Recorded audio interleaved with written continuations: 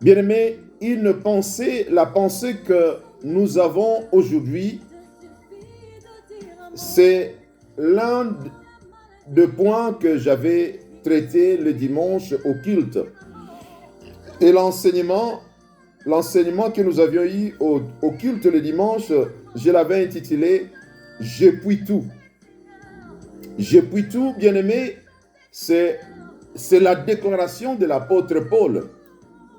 L'apôtre Paul déclare « Je puis tout ». Et nous comprenons que ce n'est pas n'importe qui puisse parler comme cela. Ce n'est pas n'importe qui puisse avoir l'audace, qui puisse avoir le courage de déclarer « Je puis tout ». En d'autres termes, l'apôtre Paul disait « Je peux tout faire, je suis capable de tout. Je suis capable de tout ». L'apôtre Paul le déclare. Et nous l'avions vu dans le livre de Philippiens, chapitre 4. Et c'est le verset 13e où l'apôtre Paul dit « Je puis tout », mais il ne s'arrête pas là. Il continue à dire « Par celui qui me fortifie ».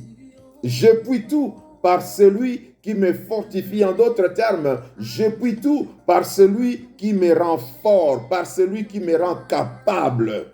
Je puis tout faire.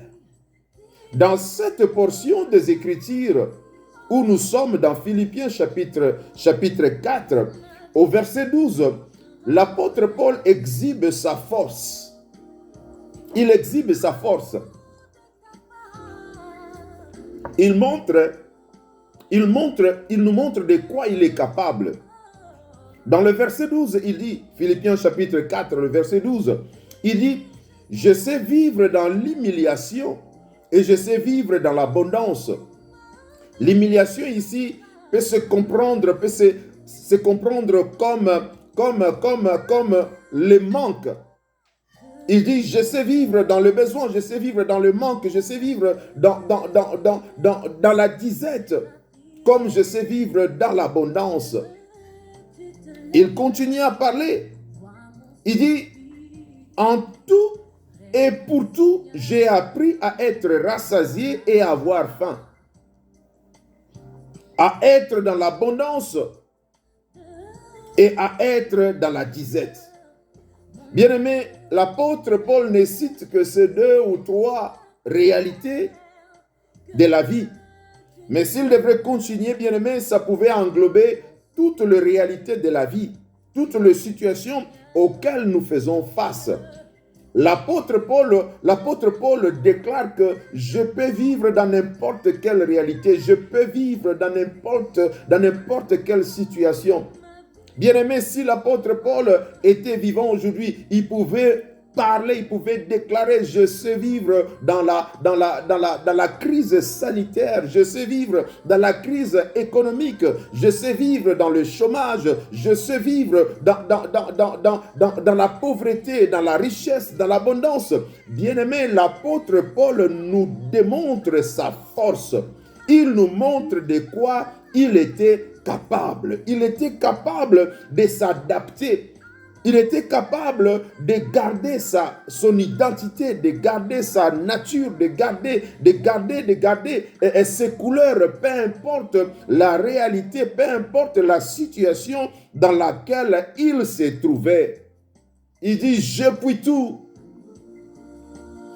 Et il nous montre quelques réalités, quelques exemples, quelques situations dans lesquelles il savait vivre. Bien-aimé, quand l'apôtre Paul dit « je sais vivre », cela veut dire que dans ces situations-là, dans ces réalités-là, il gardait son cœur calme, il gardait la paix, il gardait la tranquillité, il gardait la sérénité, il gardait la joie, il gardait sa manière de faire les choses.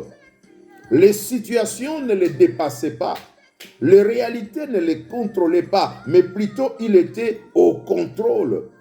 Rien n'est changé son attitude, rien n'est changé son approche à la vie, rien n'est changé son approche à cela qui était autour de lui. Il dit, je puis tout, je puis tout, je puis tout. Et il nous explique parce qu'il pouvait tout, il savait vivre dans toutes les réalités. Alléluia, alléluia. Ça c'était le verset 12 et au verset 13 il dit, je puis tout par celui qui me fortifie. Bien-aimé, si l'apôtre Paul pouvait vivre confortablement dans toutes les réalités, dans n'importe quelle situation, c'est parce qu'il avait où s'accrocher. Il avait quelqu'un en qui il plaçait confiance. Il avait quelqu'un de qui il tirait sa force. Il avait quelqu'un sur qui il s'appuyait. Il avait quelqu'un en qui ou sur qui il comptait. Il dit, je puis tout par celui qui me fortifie. Je puis tout par celui qui me donne force. Je puis tout par celui qui me rend fort. Bien-aimé, la force de l'apôtre était dans le Seigneur. La force de l'apôtre était dans le Seigneur Jésus-Christ. Sa force était dans le Seigneur Jésus-Christ. Il y a un verset, plutôt, il y a une version qui s'appelle Martin. La version Martin dit clairement ce verset de cette manière. Je puis toutes choses en Christ qui me fortifie. Bien-aimé, la force de l'apôtre Paul était le Seigneur. Sa capacité venait du Seigneur. Sa capacité venait du Seigneur. Et bien aimé, l'apôtre Paul nous démontre, nous révèle ses secrets. Et il ne nous laisse pas continuer avec nos réalités seuls. Il ne nous laisse pas continuer avec nos épreuves, avec nos problèmes seuls. Il nous montre le chemin. Au fait, il nous recommande sa solution. Il nous recommande sa formule. Lui, il trouvait sa force dans le Seigneur. Il trouvait sa force dans le Seigneur. Et il nous recommande la même chose. Il nous recommande la même chose dans le livre d'Éphésiens. Éphésiens chapitre 6. Éphésiens chapitre 6 au verset 10e. L'apôtre Paul dit ceci. Au reste, fortifiez-vous dans le Seigneur. Au reste, fortifiez-vous dans le Seigneur et par sa force toute puissante. Qu'est-ce que l'apôtre Paul est en train de dire ici? L'apôtre Paul est en train de dire il est en train de nous dire de faire exactement ce que lui il a fait. Ce que lui il faisait pour être en mesure de vivre confortablement, pour être en mesure de garder son contrôle, de garder sa paix, de garder sa joie, de garder sa tranquillité, peu importe la réalité, peu importe la situation. Il nous donne la formule, il nous recommande, il nous instruit à appliquer sa formule. Il dit fortifiez-vous dans le Seigneur. Fortifiez-vous dans le Seigneur. En vous appuyant sur sa force puissante. La force puissante veut tout simplement dire qu'une force capable de tout, une force qui est capable de tout réaliser, une force qui est capable de tout accomplir. L'apôtre Paul nous interpelle, l'apôtre Paul nous apprend de nous fortifier dans le Seigneur, en nous appuyant sur sa force toute puissante. Bien-aimé, il n'y a pas d'autre chemin. Bien-aimé, il n'y a pas d'autre formule. Dans les situations qui nous dérangent, dans les réalités qui nous compliquent, dans le combat que nous avons dans la vie, dans les épreuves que nous rencontrons dans la vie, bien-aimés, si nous voulons rester calmes, si nous voulons rester apaisés, si nous voulons garder notre cœur tranquille, la formule c'est de nous fortifier dans le Seigneur. Le secret c'est de trouver notre force dans le Seigneur.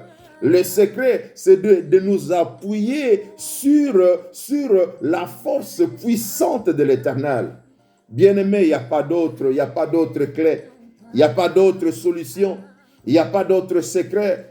Dans cette vie où il y a des épreuves, où il y a des menaces, où il y a des attaques, où il y a des douleurs, où il y a des complications, bien aimé, si on n'a pas où s'accrocher, c'est compliqué. Où on n'a pas, si on n'a pas où s'accrocher, on peut abandonner, on peut faire n'importe quoi, on peut perdre la joie de vivre, on peut même se faire du mal. C'est pourquoi il y a des gens qui se suicident à cause de difficultés, à cause de complications, à cause de problèmes. Ils trouvent qu'ils n'en peuvent plus. Et ils décident de s'éteindre, ils décident de se suicider.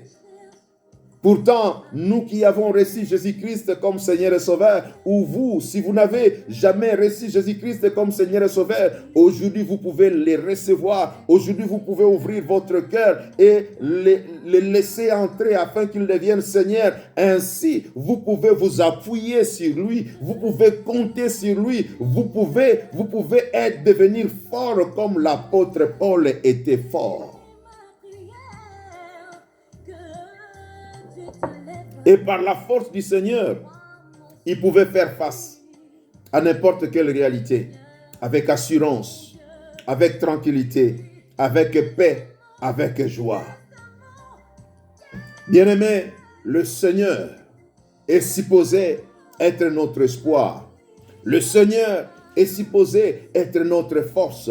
Le Seigneur est supposé être notre soutien. Dans le livre de Psaume, Psaume chapitre 25, et le verset 3, la parole de Dieu nous apprend que tous ceux qui espèrent en l'Éternel ne seront point confondus. Bien-aimé, quand on espère en l'Éternel, quand on espère en Dieu qui est capable de tout, quand on lui fait confiance, on n'est jamais confondu.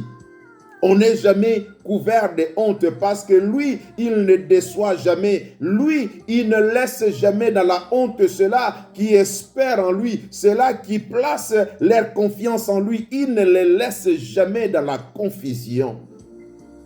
Si l'apôtre Paul pouvait le faire, c'est parce qu'il avait confiance en l'Éternel.